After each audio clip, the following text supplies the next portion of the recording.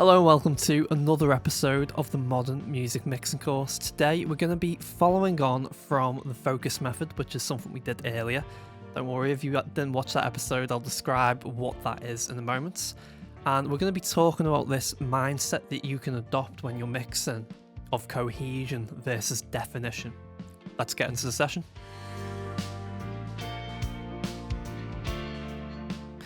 Okay, so here's a quick description for those of you that missed that episode about the focus method. Let's tell you what that is.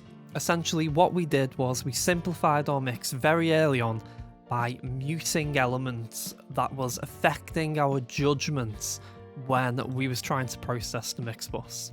So for instance, we wanted to add a bunch of top end and the claps were sounding very brittle and sharp. So that was making us feel like we couldn't add as much as we needed. So we muted them.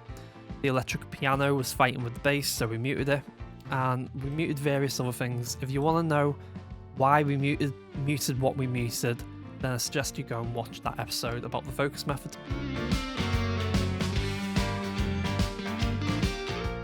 So essentially what this episode is about, it's about getting those muted elements back in our mix now.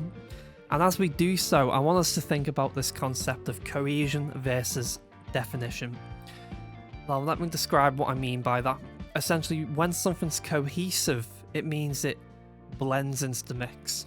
When something's defined, it means it sticks out of the mix. Maybe not sticks out, but you know, you can really point it out in the mix. So vocal is a really good example usually. Now, it's kind of on a scale. So if something is cohesive, it means it cannot be defined, and if something's defined, it means it cannot be cohesive. And there are extremes, so if something's very defined, that means it kind of sticks out like a sore thumb. And if something's very cohesive, that means it's very hard to pick out in the mix. There are times where you want that, there's times where you don't want that, it depends on the situation. So as we bring in these claps, let's think about cohesion and definition. I'm going to basically bypass these and let's take a listen to what the claps actually sound like right now.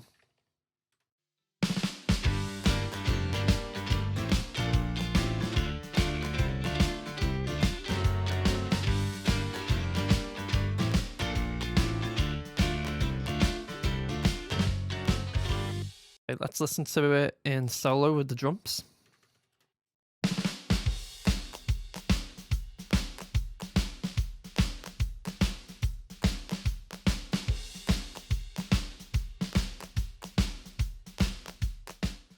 Okay, so as we were listening then to the claps, essentially what's happening is the initial transient is coming above the mix nicely, but then the tail end of the mix, the way it decays, is very quickly fallen below our threshold of hearing as it drops below the level of the rest of the track.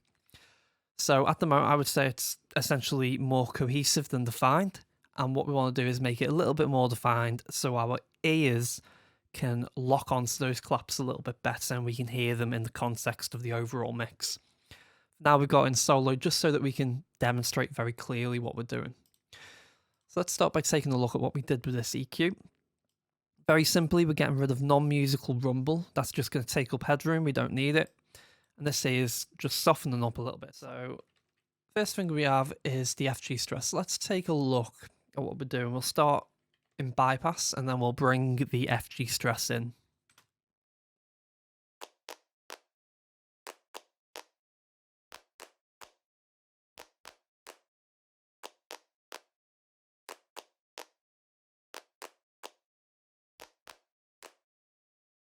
So very, very aggressive compression.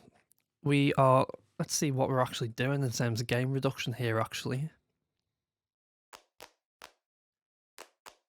So it's occasionally touching off 20 decibels of gain reduction, so it's a lot.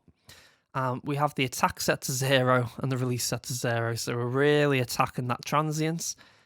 And then as soon as that transient's out of the way, we're very quickly releasing that compressor. So at the moment, we've made the clap really, really quiet, but don't worry, that's going to come back up in a minute. Okay, so after that compressor, we have a row of processing here. And all of these are linked. We don't actually need this trimmer because it's on Unity. But essentially what we're doing is, just to summarize it all, let's start this in bypass and bring this across to here. Then on B, we will switch all of this on. So let me describe to you what's happening here. Essentially, we're taking away a ton of low end prior to the saturator, which we're about to saturate quite heavily. And the idea is we're essentially trying to get this saturator to look more at the transients, which is where the top frequency detail will be. So that's why we're getting that low end out the way at the 200 hertz. Next thing we got is this trimmer here, where we're pushing an extra 10 decibels into the New York preamp so that we can be much hotter going into that New York preamp. So essentially it generates more distortion. You see on the New York preamp, we already have it set to 10, so we're trying to distort it as much as possible. We also have the push little knob on here, so it's not on normal setting, it's on the push setting. And then on the way out, we do something here, and I actually want to get rid of that just for now while we do this demonstration. So we're doing something here which I'll talk about in a moment. Let's take a listen to these claps and the effect that this is having. So I'll start in bypass, so none of these processes are on, and then I'll bring it in.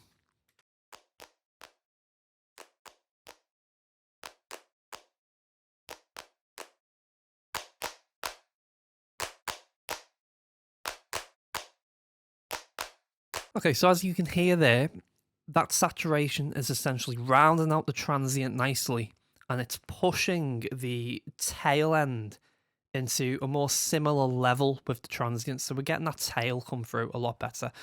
Now let's listen to this in the context of the mix, because as we're bringing in these elements, this is the first time the claps have been introduced into the mix. The drums have been mixed, the bass has, the guitar, piano, vocals, they've all been mixed. So what we're really concerned with is how cohesive is this with the rest of the mix, or how defined is it with the rest of the mix. So let's take a listen to what that effect has done to these claps now.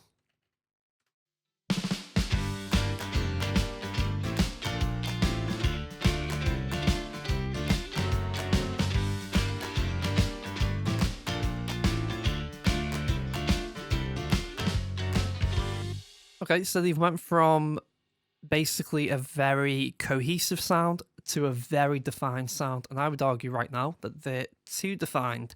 They sound very brittle. There's a lot of top frequency energy there, which is just pushing it right out and making it sound a little bit like a sore thumb. So this brings us back to this idea of these sort of weighing scales, where on one side you've got cohesion, the other side you've got definition, and in different circumstances you can go too far to one side or too far to the other. So right now we're too far to one side, but we are getting there. So all we needed to do was essentially roll off a little bit at the top end. What that's going to do is it's going to push the claps back into the mix and just add a little bit more cohesion, just to bring us back now. So take a listen to what happens when I bring this EQ in.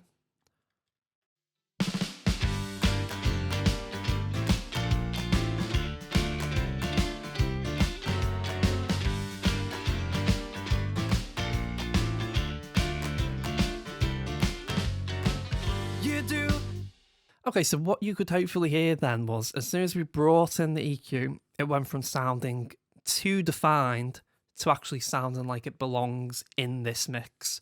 But we've still got more definition than what we started with because of the saturation. The saturation has just pushed those peaks into distortion and essentially allowed the sustain part of the clap to be heard much better in the mix.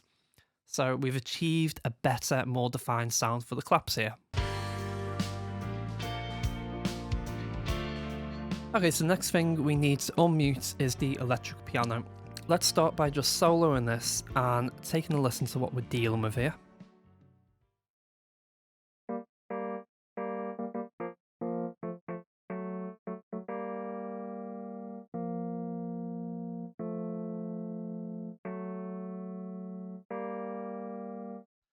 Okay, so a very warm sound. Now, the reason we originally muted this was essentially because it was fighting with the bass guitar. Let's go and take a listen and see if that's still the case. You do have a way with me. You and I have a love. Breakable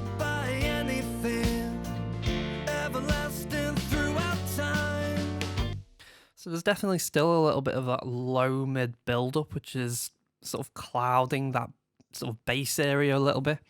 It also seems to be covering up the lows of the lead vocal a little bit as well, and also the lows of the rhythm section. So we're just going to treat that and essentially make it less cohesive, because at the moment it's fighting with things, and make it more defined to bring out that instrument in its own little space. Okay, so we're looking inside of Virtual Mix Rack right now, and this is how we are essentially processing the electric piano to get a little bit less of that cloudiness with the bass guitar. So the first thing we have is the little air module here, and we set it all the way up by 18 decibels, so adding an absolute ton of air. And let's take a listen to what that's actually doing.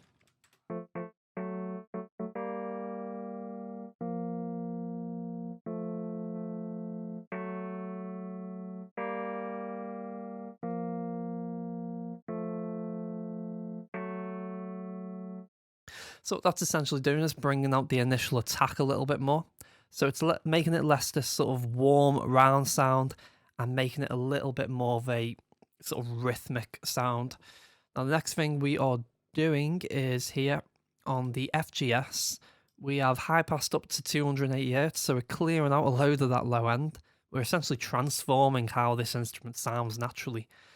And then around 350 Hz, we've taken away 10 decibels with quite a narrow band here. Let's take a listen to what that sounds like. We'll start in bypass.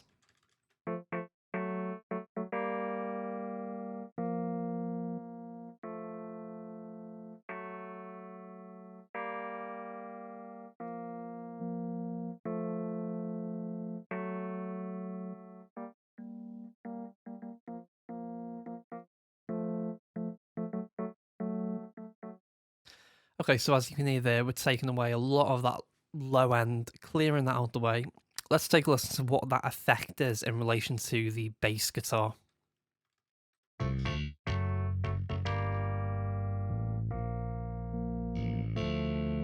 can hear it start fighting now.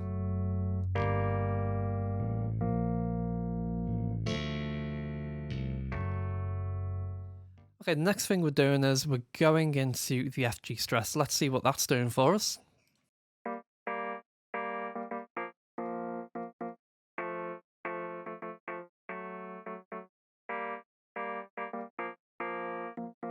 Okay, so hopefully what you could hear then was, as we put the FG stress in there, what we're essentially doing is we're using it as a transient shaper almost. So we're going with the slowest possible attack and the fastest release. We're using the little high pass detector here, so we're telling it to ignore any low end that is there.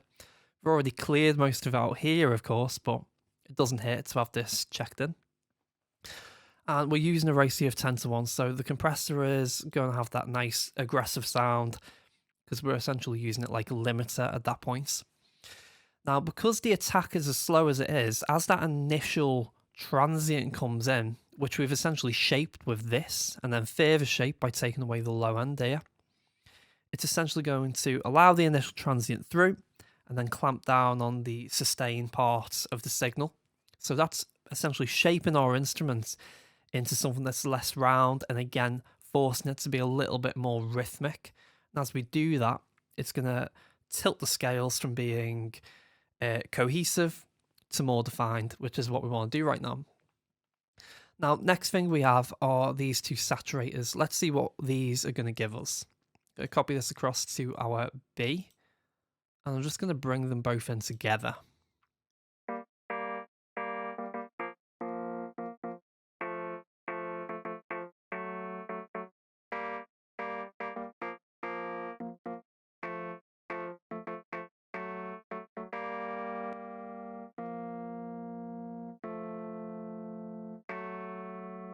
So you can see here in particular, we're really pushing this right into the red, and we're using RC Tube, which is a very colourful mode that you can pick on the VCC channel.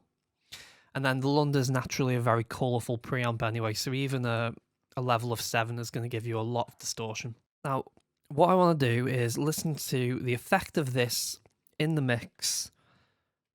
We'll start in bypass and we'll bring it in. You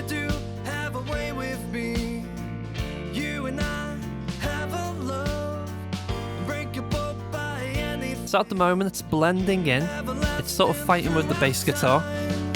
You and I will see the world far beyond the horizon. Let's start this again and bring it out bypass. You do have a way with me.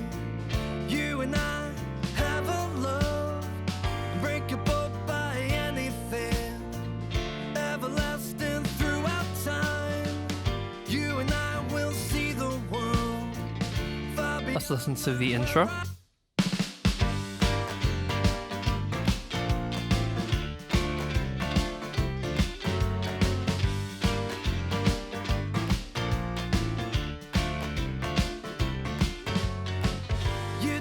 Okay, so hopefully what you could hear there was, as we brought those processors in, it essentially thinned out the electric piano and it gave it its own little space to participate in the mix.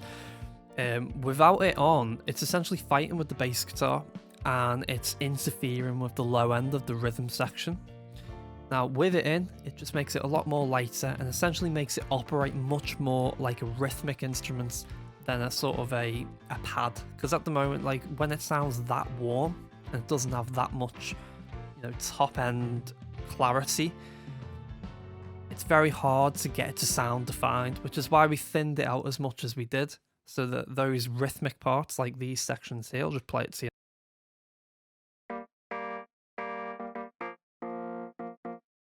So sections like that, where it's doing this sort of rhythmic playing, I don't think it suits being a warm sound. It needs to be a thinner, lighter sound for that moment.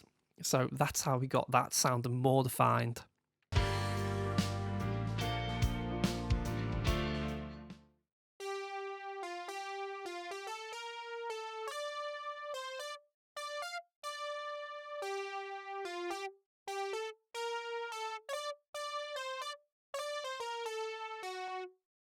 Okay, so the first thing we've done is we basically added the VCC on the Brit 4KE, and we're driving it right into the red, and it's essentially just filling out the sound a little bit. It is quite a thin sound at the moment, so just filling out that sound in the low end quite nicely using that saturation.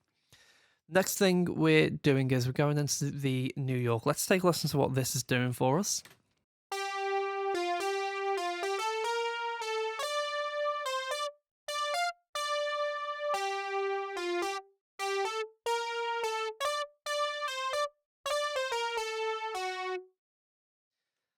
Okay, so again, we're essentially just adding that fullness. You can hear it actually a little bit in the top end now, so you're getting a little bit more of an upper mid-range boost with this sort of saturation.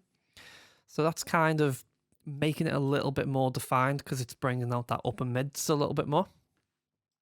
Now, the next thing we do is quite important for making this more cohesive. So what I said earlier on was one thing that we were maybe going to run into was the synth lead was going to maybe have a little bit of a conflict with the vocal lead. The reason for that is because how harmonically rich it is in frequencies which are quite important to our ears, detecting things like human speech, or in this case, singing. So what we've done is we've essentially done a bypass here. So we bypassed up at 300 Hz and down at 10K. So we've taken away all of those fizzy frequencies. And then on top of that, we've also taken away 3.5 decibels at the 10K shelf. So we've further taken away some of that sort of top end heavy fizzy frequencies that were there, essentially. So let's listen to this in solo for now, but more importantly, we'll listen to it in the context of the mix in a moment.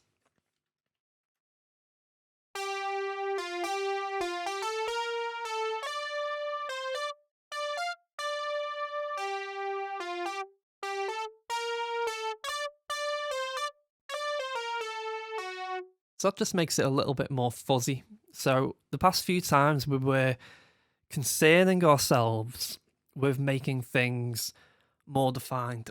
In this instance, we're actually trying to make this more cohesive. We're trying to take it away from the lead vocal and get it to blend in with the rhythm section a little bit more.